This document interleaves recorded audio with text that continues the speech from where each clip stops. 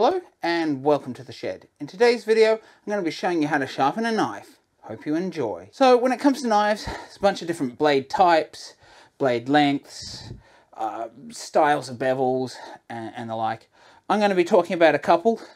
The style that you're going to get on the likes of a chef knife, which has a very sharp, steep sort of blade area right on the end. The same with a double beveled marking knife, they're going to have them. And you can also get a single beveled marking knife that has that one steep bevel on one side. And then you've got the likes of these shorter bushcraft knives, and this one has a Scandi grind, which is a big wide flat bevel. And that's the type I'm going to be sharpening today. I'm going to be sharpening my bushcraft knife here with the Scandi grind. Reason being, I know in the workshop you're most likely going to be using a marking knife, but bushcraft knife with a Scandi grind is very easy for beginners to actually learn and get used to holding the knife at that bevel while you sharpen. And it's also a larger knife, so you're more easily able to see the process I go through when sharpening. So no matter the bevel, no matter the knife, I use the same sharpening process when sharpening a knife. You can obviously use whatever sharpening tools you have available. Obviously I have the Tormek over here that some of you have seen, which is a whetstone grinder, and you can use that exclusively for sharpening knives. I just use that for regrinding bevels because I can hold it at that angle. But when it comes to just repairing a few small nicks or just sharpening the blade, I like to use my India oil stone. Now this is a combination stone, 100 grit on the dark side, 320 on the light side, and I find that's pretty good, and I usually follow up with a strop after that, sometimes with, sometimes without honing compound. Since I'm using oil stone, and of course you can use water stones, diamond stones, whatever sharpening stones you have, you can use. I'm just using this, which is a basic combination stone. It's nice and cheap, so it's beginner friendly for all of you out there that want to start sharpening your knives. Now, since this is an oil stone and I have used oil on it before, I just have some light machine oil. This brand, I'm not sure where I got it, but 3-in-1 oil works well as a light machine oil for that. And the whole idea of that is it sits on the surface of the stone to allow the metal particles to sort of move away and expose the grit while you're sharpening. And if these stones get dirty, and I have seen some people lubricate them using kerosene, I don't use kerosene much. If I'm going to clean my stone because it's got really grotty, I clean it outside because kerosene has quite a smell and you want to use that in a ventilated space. So when starting with an oil stone, you don't need a lot of oil, you just want a few drops, and just make sure that's spread out there. You just want to keep it on the stone like so. And it's always good to have a piece of paper towel around when you're using an oil stone, just to keep your hands clean. Now, my process of sharpening here is to go both sides of the blade, but I work down from 10. So I do 10 one side, 10 the other side, 9 one side, 9 the other side, 8, all the way down to 1-1. And I'll do that on, in this case, on the 100 grit side and also the 320 grit side, because I've got a few small nicks in this blade and that'll help to take that out. If you were just straight sharpening, you wouldn't need to probably start on the 100 grit side, and you could just move straight to the 320 grit side. You can also use the strop after that in that same process, doing the same thing. When you're using the predominant hand, I bring it in like this and I rest it on the bevel like this and I pull it towards me, and I'll always pull towards me. Now when it comes to the other side, you have two options. If you're good with your left hand, you can hold it with your left hand and pull through using the exact same process we did on the other side. Or you can actually bring it like this and you can either push it away from you, or in this, pull it towards you and do the same thing. So they're the few different ways, and I like to switch hands and come in with my left. That's just my preferred method, but you'll have to find out what your method is. Now, if you're struggling to balance on your bevel here when you're sharpening, you can go ahead and use some permanent marker. So the whole idea is you don't need to put the marker across the whole bevel. You put it just on that edge, and then you'll know when you're sharpening that you're actually making it to that edge. If you're worried about it on a flat bevel like this, getting right to the edge, then you can actually colour the whole thing in, but there's no real need.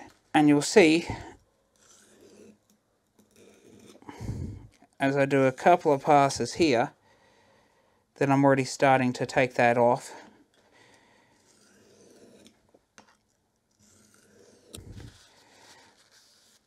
And you can see where you're working that bevel and where you're not.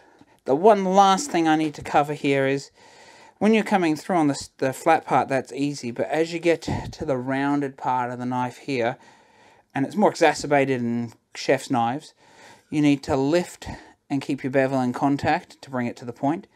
And I actually find that the hardest thing, so the only thing I can suggest is a lot of practice, getting used to that. So a little bit of oil on the stone.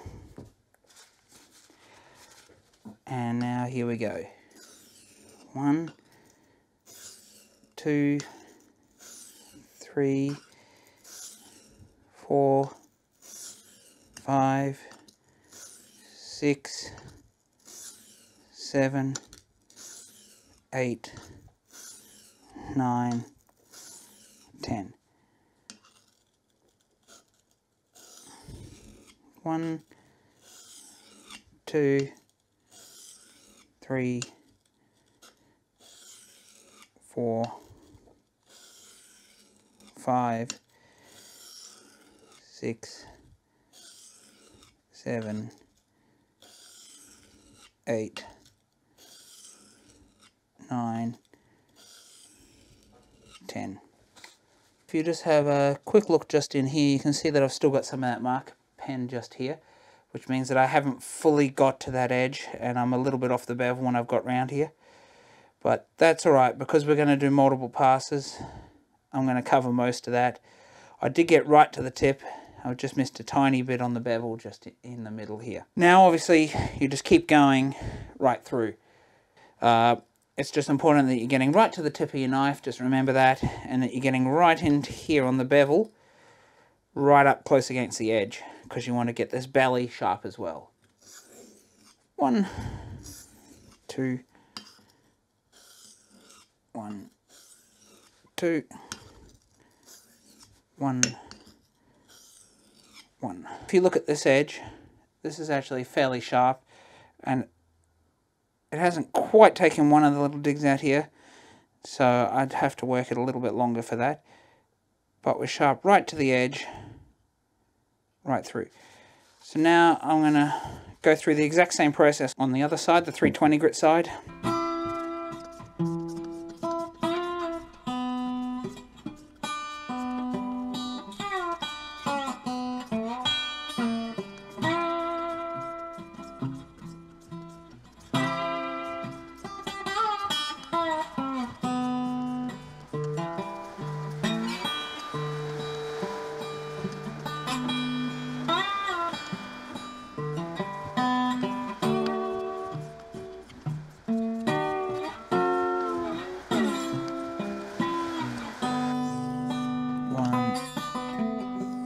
Two, 1. So now we've done both the 100 and the 320 grit.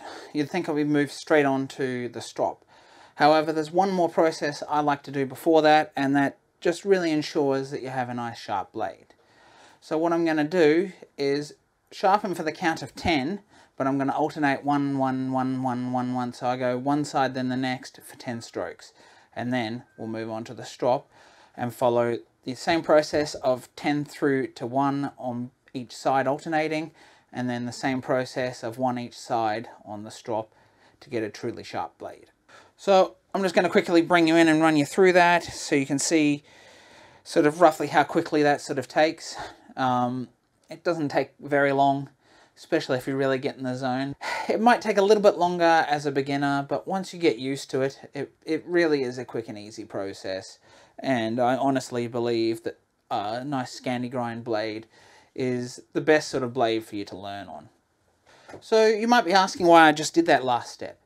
Well, the reason I did that last step is that it is ensuring you actually have a very sharp point, and any burr that's there is getting rocked side to side, side to side, side to side, in the hope that it'll be gone before we even make it to the stropping process. There's just a couple of things to know. If you're using a strop like this that's just glued onto a pad, you want to make sure that you don't push forward. So no matter what, you have to pull the blade away from the leather. You can't actually pull it into the leather. So if you were using that other grip, bringing it towards yourself, you can't do that, obviously, on a strop, because you will damage your strop. If you've got problems moving it back and forwards, you can actually hold the strop and push the strop across your blade. And I found when I first started that was the easiest way, but now I prefer to actually have it on the bench and do it just like I did with the stone. But you always have that option, especially if you're not good with your left hand, which is the only way you can really strop it if you got it on the bench, is to just pick it up and push your strop across your bevel, making sure you got full contact. And again, if you're struggling with that, you can use some permanent marker, some Sharpie on there, and you will remove the Sharpie with a strop if you got it right. So there's one thing to note when you're using a strop, and that is that you don't want to push your knife down too hard, because you will end up rolling that nice flat edge that you've got. So you want firm pressure, but you don't want to be really pushing it down so it's digging in. The strop is quite a bit more sort of resilient and more lenient, and you don't have to be quite as accurate as pedantic about hitting that bevel, because it is a little bit softer, but you don't want to overdo it and destroy the hard work you've already done.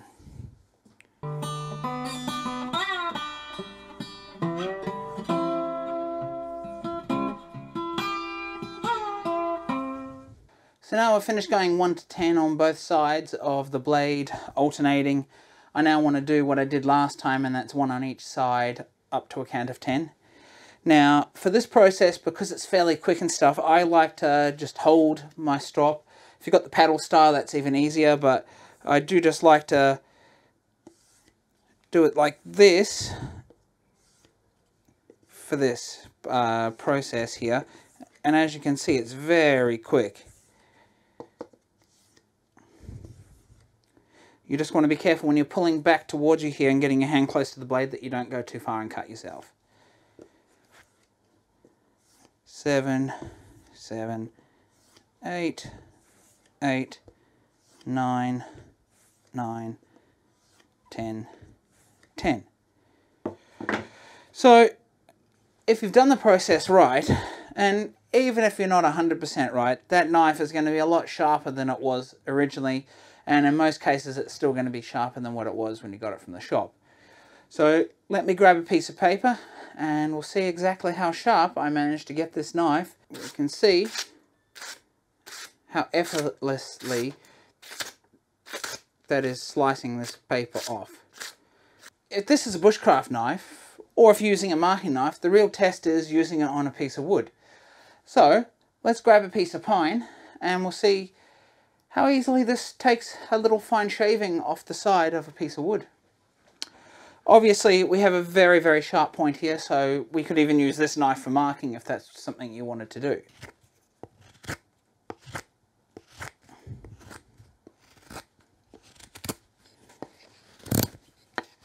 You can get the much heavier cut going like this.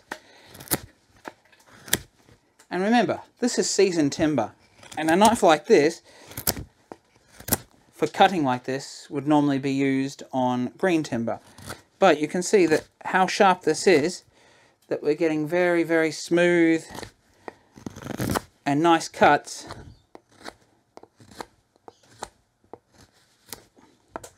Even on some seasoned pine.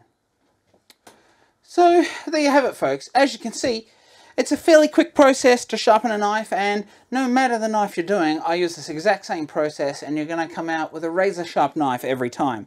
Whether it's a chef's knife, marking knife, or a bushcraft knife, you can have a very sharp knife and not very long, and that knife is very easy to maintain on a strop, so you never have to go back to the stones unless you chip your blade. So if you like this video, please consider liking and subscribing. Check out my Facebook and Instagram pages, and as always, big thanks to my patrons on Patreon. If you'd like to help to continue to support me making these videos, please consider checking me out and pledging on Patreon. And If you'd like to see some more great sharpening videos, please check out this playlist here. Bye for now.